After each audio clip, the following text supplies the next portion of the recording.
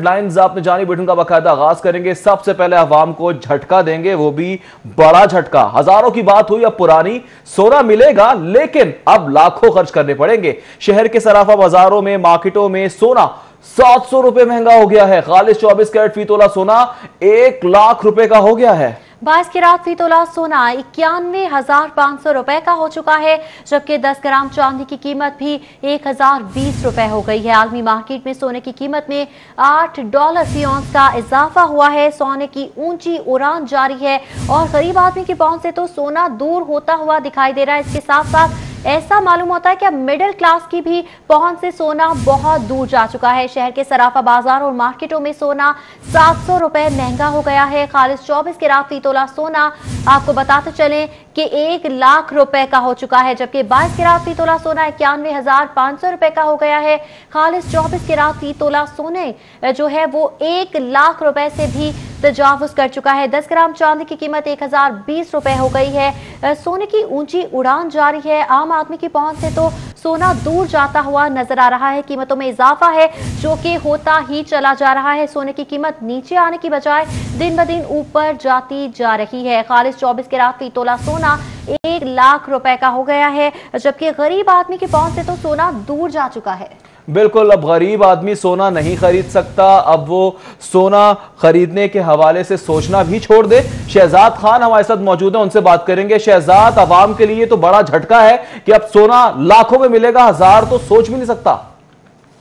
हाँ जी बिल्कुल, हजारों की बात अब हुई पुरानी। सोना अब लाखों रुपए खर्च करके इस सार्फिन को मिल सकेगा। अभी आपको मजीद अपडेट देते चलें कि 200 रुपया सोने की कीमतों में मजीद इजाफा जो है वो देखा जा रहा है। मजमूई तौर पर अगर आज बात की जाए कि सराफा बाजारों और मार्केटों में सोने की कितनी कीमत बढ़ी है, तो वो 700 रुपये की बजाय अब मजमूई तौर पर 900 रुपये तक जो है वो पहुंच गई है। यानी 900 रुपये फी तोला सोने की कीमत में इजाफा हुआ है, जिसके बाद अब खालिस 24 कैरेट फी तोला सोने की कीमत 1,02,000 रुपये की मुल्की तारीख की बुलंद तरीन सतह पर देखी जा रही है। और इसी तरह 22 कैरेट फी तोला सोने की कीमत की अगर बात की जाए तो 22 कैरेट फी तोला सोने की कीमत इस वक्त 91,500 रुपये की मैक्सिमम सतह पर रिकॉर्ड की जा रही है। 10 ग्राम चांदी की कीमत जो है वो 1,020 है। और आलमी मार्केट की अगर हम आज बात करें तो आलमी मार्केट में आज सराफा बाजारों और मार्केटों में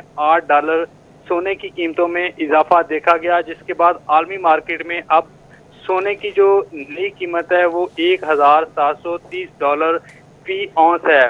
सोने की कीमतों में तबाहकुन इजाफा देखा जा रहा है। इसकी दो बड़ी वजूहत।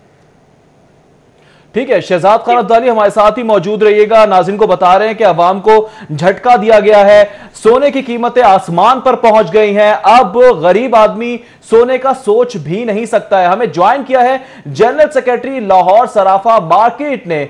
बहुत शुक्रिया सर, आपने अपना कीमती वक्त दिया है। सर बताइएगा कि एक दफा फिर सोने की कीमतों में इजाफा हो गया है, सोना 1 लाख से तजावुज कर गया है। मकामी सतह पर सोने की कीमतों में इजाफे की क्या वजूहात हैं, और यह भी बताइएगा कि इंटरनेशनल मार्केट में कितना महंगा हुआ है।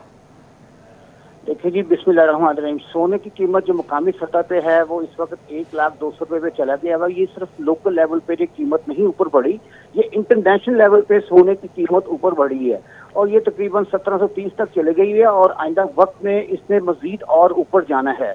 इस वजह से आके सोने की कीमत आइंदा चंद दिनों में आके इस वक्त हम अंडर कॉस्ट चल रहे हैं, क्योंकि इस वक्त पाकिस्तान में सोने की डिमांड नहीं है। बाहर नजर नहीं आ रहा है, सोना नजर आ रहा है, जिस वजह से ये अंडर कॉस्ट चल रहा है। जो एक्चुअल कीमत इसकी निकलती है वो 1,07,500 रुपये निकल रही है, जो लोकल सतह पे है। सिर्फ परचेजिंग ना होने की वजह से सोने की कीमत इस वक्त यहाँ पे है। आइंदा कुछ दिनों में अगर सपोज इसकी थोड़ी बहुत डिमांड बढ़ती है तो सोने की कीमत 1,07,000 तक जाने के 100% चांसेस है, क्योंकि इस वक्त जो इन्वेस्टर है वो दूसरी चीजों से निकल के वो गोल्ड की तरफ इन्वेस्टमेंट करना चाह रहा है। प्रॉपर्टी इस वक्त बिल्कुल डेड है और इस वक्त जो लोग की जो अट्रैक्शन पैदा हो रही है वो सिर्फ सोने की तरफ पैदा हो रही है। वो खालिस सोना होल्ड करते जा रहे हैं, क्योंकि इसमें आपको पता है जितना गोल्ड होल्ड किया जाएगा मौशियत पाकिस्तान की उतनी ज्यादा ही मजबूत होगी। इस वजह से आके इन कमिंग फ्यूचर सोने की डिमांड बढ़ेगी और ये सोना और मजीद ऊपर जाएगा। मुस्तकबिल में सोने की डिमांड बढ़ने के मजीद चांसेस भी मौजूद हैं, कीमत और भी ऊपर जाएगी। जनरल सेक्रेटरी सराफा बाजार एसोसिएशन ताहिर भट्टी हमारे साथ मौजूद थे। बहुत शुक्रिया आपके वक्त का। शहजाद खान अब्दाली भी हमें तमाम तर तफसीलात से आगाह कर रहे थे। शहजाद, बहुत शुक्रिया आपका।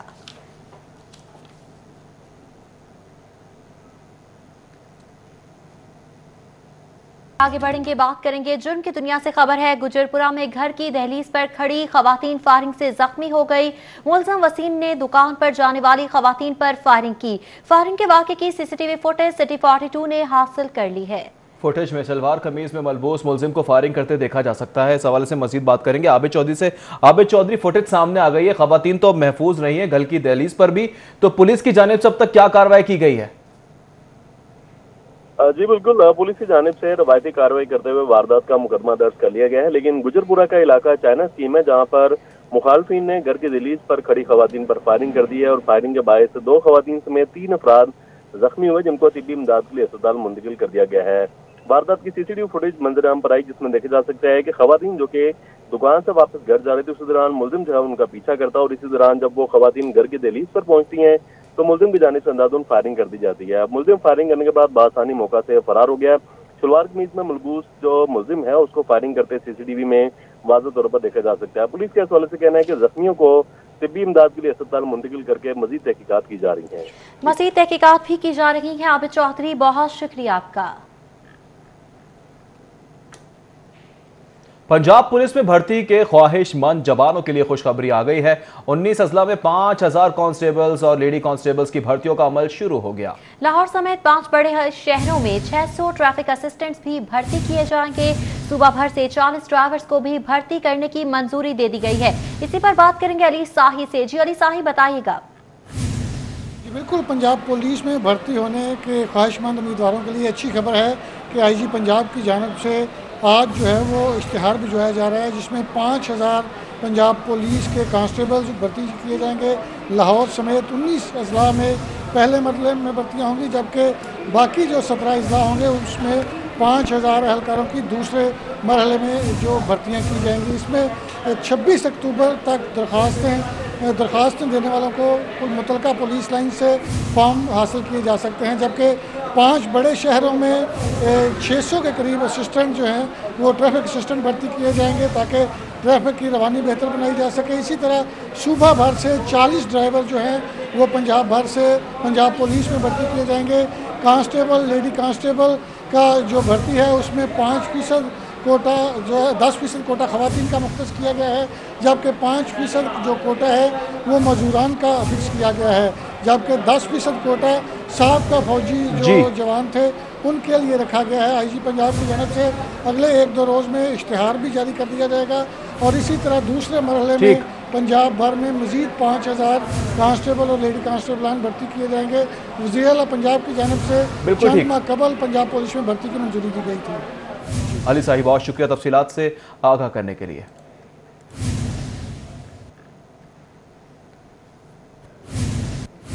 आगे बढ़ेंगे, बात करेंगे रेलवे पुलिस की सूबों में मुंतकली के मामले के हवाले से। वजारत रेलवे का पुलिस मुंतकली के फैसले पर दोबारा जायजा लेने का फैसला। एक बार फिर एस्टैब्लिशमेंट डिवीजन से खतो कताबत का सिलसिला शुरू हो गया है। वजीर रेलवे की जानिब से वफाकी हुकूमत को मुरासला इरसाल किया गया है। मजीद तफसीलात जान लेते हैं सईद अहमद सईद से। सईद, बताएगा मुरासला इरसाल किया गया, मुरासले में क्या कुछ है? रेलवे पुलिस की सूबों में मुंतकिल का मामला, इस हवाले से वजारत रेलवे की जानब से इस सूबों के अंदर जम करने के हवाले से फैसले के ऊपर नए से गौर करने का फैसला है वो किया गया है और इस हवाले से वजारत रेलवे और एस्टैब्लिशमेंट डिवीज़न के मबैन खत किताबत है वो फिर शुरू हो चुकी है। और ज़राए का ये कहना है कि वजारत रेलवे की से एक मरासला जो है वो वफाकी हुकूमत को अरसाल है वो किया गया है और उस मरासले के मतन के मुताबिक ये फैसला किया गया था वफाकी हुकूमत की तरफ से कि रेलवे पुलिस को चारों सूबों गिलगित बल्तिस्तान और इस्लामाबाद इंतजामिया के अंदर है वो जम किया जाएगा, जो कि एक बज़ाहिर तो अच्छा फैसला था, लेकिन ट्रेनों की आमदोरफ्त के हवाले से और दीगर रेलवे अमलाक की हिफाजत के हवाले से इस फैसले के ऊपर नए से जायजा लेने का पर गौर है वो किया जाएगा। और दरख्वास्त की गई है वफाकी हुकूमत को रेलवे वजारत की तरफ से कि इस फैसले के ऊपर नए से जायजा लेने के लिए एक मीटिंग है वो कॉल की जाए और इस मीटिंग के अंदर रेलवे के आला अफसरान हैं वो अपनी प्रेजेंटेशन है वो पेश करेंगे और प्रेजेंटेशन जो है वो DG ऑपरेशन समेत DG IG planning, IG railway police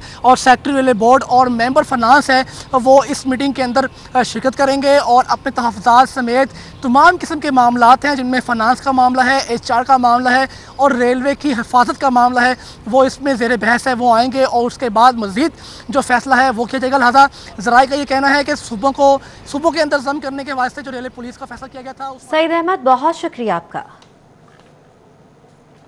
Punjab में स्टेट लैंड के हवाले से बनाई गई ऑडिट रिपोर्ट तैयार हो गई है। सिटी 42 ने स्टेट लैंड पर बनाई गई खुसूसी रिपोर्ट हासिल कर ली है और अब ये स्टेट लैंड के मुतालिक खुसूसी ऑडिट रिपोर्ट ईवान वज़ीर आला पंजाब को इरसाल कर दी गई।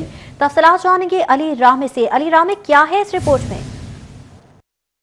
ये खुसूसी तौर पर ऑडिट रिपोर्ट पंजाब हुकूमत को सबमिट की गई है और इसमें बताया यह गया है कि पंजाब में जितने भी स्टेट लैंड है उस पर कितना कब्ज़ा माफिया का राज है, कितनी जो है वो वागज़ात करवाई जा चुकी है। और इस रिपोर्ट में ये इंकशाफ किया गया कि लाहौर में अभी भी 3668 एकड़ का जो रकबा है उस पर कब्ज़ा माफिया का राज बरकरार है और इसमें 667 के इलाके जो एकड़ रकबा है वो अभी तक खाली है और उसको किसी तरह का इस्तेमाल जो है अमल में नहीं लाया गया। और इसके साथ ही इस रिपोर्ट में ये भी बताया गया कि पंजाब में जो हदफ दिया गया था रेवेन्यू जनरेट करने का स्टेट लैंड के हवाले से वो भी अभी तक अचीव नहीं किया गया। और इसके साथ ही लाहौर में क्योंकि मजमूई तौर पर इस रिपोर्ट के मुताबिक 20,000 से ज़्यादा एकड़ का रकबा है जो कि पंजाब हुकूमत के ज़रिए इस्तेमाल है, लेकिन उसमें 3668 एकड़ रकबा वो है जो कि कब्ज़ा माफिया के जिस पर कब्ज़ा माफिया का राज है और 673 के करीब वो एकड़ रकबा है जो अभी तक खाली पड़ा है, वो वागज़ार करवाया लेकिन उसको किसी भी किस्म का इस्तेमाल में अभी तक नहीं लाया गया।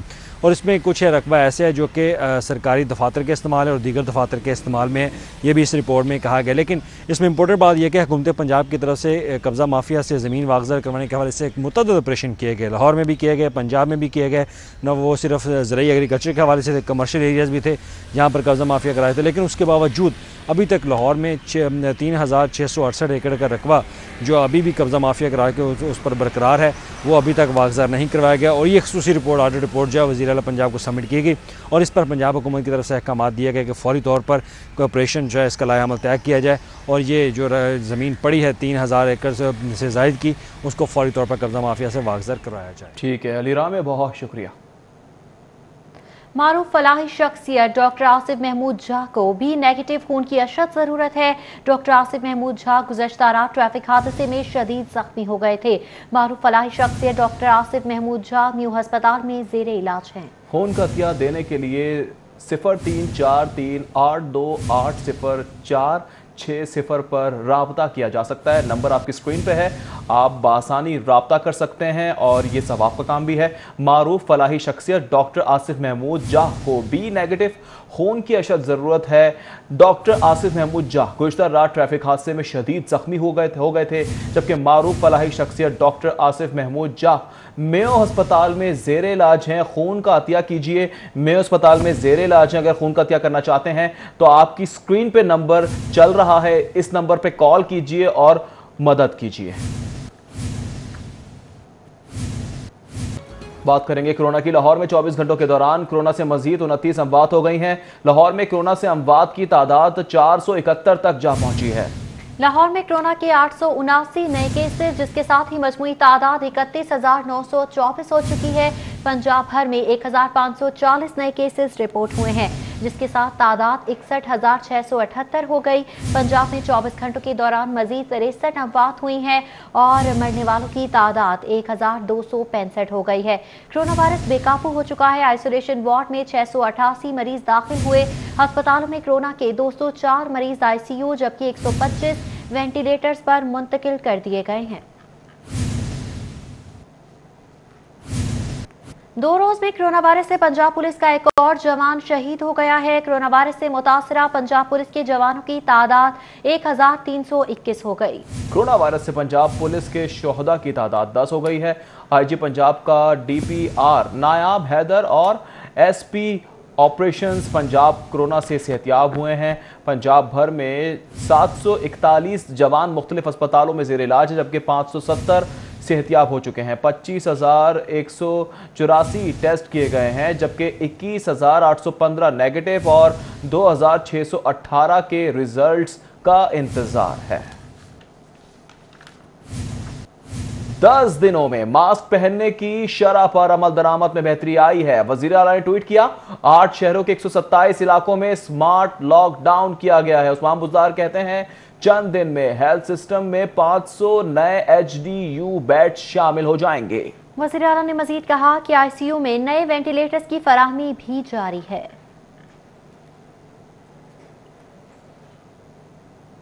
स्मार्ट लॉकडाउन के तहत मुस्तफाबाद धर्मपुरा की मुतादिद गलियां सील कर दी गई हैं। मुतासरा गलियों में सैकड़ों दुकानें भी लॉकडाउन की जद में आकर बंद कर दी गई। इस हवाले से मजीद तफसीलात जानेंगे शहजाद खान अब्दाली से। जी शहजाद, बताएगा। बिल्कुल, इस वक्त हम धर्मपुरा के इलाके में मौजूद हैं, जहां पंजाब हुकूमत की जानिब से स्मार्ट लॉकडाउन के तहत 7 से 8 गलियां जो हैं वो सील की गई हैं। और इन गलियों को सील करने का मकसद ये है कि इस इलाके में बढ़ते हुए जो कोरोना केस हैं उन पर काबू पाया जा सके।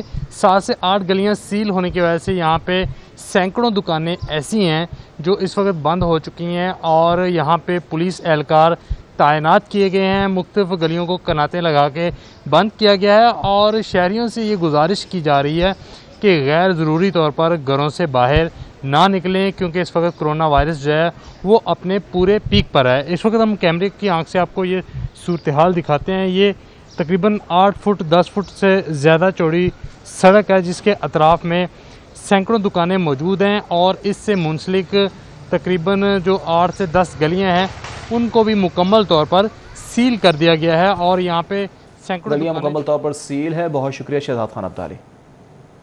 शहर की 5 तहसीलों की वाटर रिकवरी रिपोर्ट। तहसील रायवंड का टारगेट सबसे ज्यादा रहा, रिकवरी सबसे कम रही। मजीद तफसीलात जान लेते हैं उस्मान अलीम से। जी उस्मान। शहर की 5 तहसीलों में पानी के वाजबात की रिकवरी और इसके साथ साथ जो दीगर टारगेट हैं उसकी रिपोर्ट जारी कर दी गई है, जिसमें शहर भर में पानी के वाजबात का टारगेट 2,94,41,000 रुपया है, जबकि इसमें 5 तहसीलों में मजमूई तौर पर 2,15,00,000 पानी के वाजबात की अदायगी के मद में रिकवर जो है वो कर लिए गए हैं। तहसील रायवंड इस रिकवरी में सबसे पीछे है, जबकि यहाँ पर टारगेट जो है वो सबसे ज़्यादा है। तहसील रायवंड का टारगेट 1,05,52,000, जबकि रिकवरी सिर्फ 67% जो है वो की गई है। इसी तरह तहसील मॉडल टाउन और कैंट के पानी के वाजबात की रिकवरी जो है वो सबसे ज़्यादा है और 100% रिकवरी यहाँ पर मुकम्मल की गई है। तहसील सिटी में रिकवरी टारगेट 2,54,000 है, जबकि जो रिकवरी टारगेट पूरा किया गया, अचीव किया गया है वो 91% है। इसी तरह तहसील शालीमार में पानी के वाजबात का रिकवरी टारगेट 42,26,000 रुपये है, जबकि ये 51% टारगेट जो है वो मुकम्मल कर लिया गया है। मजमूई तौर पर 88%। ठीक है उस्मान अलीम, बहुत शुक्रिया आपका। 20 किलो आटे के थैले की कीमत 1,030। पंजाब असेंबली में करारदाद जमा करवाई गई है। करारदाद मुस्लिम लीग नून की रुकन हिना परवेज भट्ट की जानिब से जमा करवाई गई है। ईवान 20 किलो आटे के थैले की कीमत 1,030 करने की मजम्मत करता है। करारदाद का मतन है ये। मतन के मुताबिक 10 किलो आटे के थैले की कीमत 525 रुपए कर दी गई है। कोरोना और लॉकडाउन से आम आदमी पहले ही माशी बहरान का शिकार है। हुकूमत आए रोज गरीब आवाम पर महंगाई के बम गिरा रही है। करारदाद है जो कि जमा करवा दी गई है। करारदाद के मतन में ये कहा जा रहा है कि महंगाई पहले ही बढ़ती चली जा रही है, आवाम पर मजीद जुल्म किया जा रहा है। आगे बढ़ेंगे, आपको बताएं कि ऑयल मार्केटिंग कंपनीज के नुमाइंदगान ने federation of Pakistan chamber of commerce and industry के सदर मियां अंजुम निसार से मुलाकात की और पेट्रोलियम मसनूआत की मौजूदा किल्लत के हवाले से अपने तहफ़्फ़ुज़ात का इजहार किया। मजीद तफसीलात जानेंगे हसन अली से। जी हसन अली। जी बिल्कुल, आज जो है federation of Pakistan chamber of commerce and industries के सदर मियां अंजुम निसार से ऑयल मार्केटिंग कंपनियों के नुमाइंदगान ने मुलाकात की और मौजूदा जो पेट्रोलियम मसनूआत की एक किल्लत का सामना है उसके हवाले से जो है वो तबादला ख्याल किया गया। इसी वाले से मज़ीद बात करेंगे। यहाँ पे मेरे साथ मियां अंजुम निसार साहब जो है मौजूद हैं। जी मियां साहब, ये बताइएगा कि ऑयल मार्केटिंग कंपनी के नुमाइंदगान से आपकी मुलाकात हुई है, जो इस वक्त असल मसला है वो क्या है और ये मसला किस तरह हल हो सकता है? जी, मसला तो जो आना था वो तो आ चुका है। अब ये सेक्टर क्योंकि टोटली रेगुलेटेड है और ऑयल मार्केटिंग कंपनीज़ जो हैं गवर्नमेंट की इजाज़त के बग़ैर कतन ये अपने इंपोर्ट्स नहीं कर सकते और अपनी प्राइस को भी नीचे ऊपर नहीं कर सकते। टोटली रेगुलेटेड है और हत्ता कि ये भी है कि इनके अगर ये इंपोर्ट कर भी लें, इनके जहाज़ भी जो है पोर्टों पे ऑफलोड नहीं होते without the permission of the concern authority, जो कि शायद DG ऑयल हैं शायद। सो गुजारिश करने का मतलब ये है कि ये क्राइसिस भी आ गया है और गवर्नमेंट की तरफ से कुछ जो है वो एक्शंस भी लिए जा रहे हैं। मैं समझता हूँ कि एक तो जो कमेटी बनाई गई है उसमें कम से कम इतना तो ज़रूर होना चाहिए कि जो बंदे रेगुलेटर हैं वो कमेटी के हेड नहीं होने चाहिए। अगर कमेटी बनी है तो इंडिपेंडेंट थर्ड कोई बंदा हो जो सारे मामले को प्रोब करे, ताकि आइंदा ये मामला इस किस्म के क्राइसिस ना हो। और इस वक्त क्योंकि ये मसले मसाइल बन गए हैं तो मैं समझता हूँ कि ये FIR हैं और ये धोस धमकी जो है ये मुनासिब तरीके का नहीं है। जाए इनकी भी बात सुनी जाए और इमिकेबली सोल्यूशन निकाला जाए ताकि आइंदा ये क्राइसिस ना आए। और इस क्राइसिस को हमने किस तरह सॉल्व करना है उसके लिए भी गवर्नमेंट इनको अपना दुश्मन ना समझे। ये स्टेप है और ये बहुत बड़ी सर्विस दे रहे हैं, तकरीबन 8,500 के करीब जो है। ठीक है, बहुत शुक्रिया हसन तफसीलात साझा करने के लिए। न्यूज़ स्टूडियो से फिलहाल इतना। देखते रहें सिटी पॉइंट।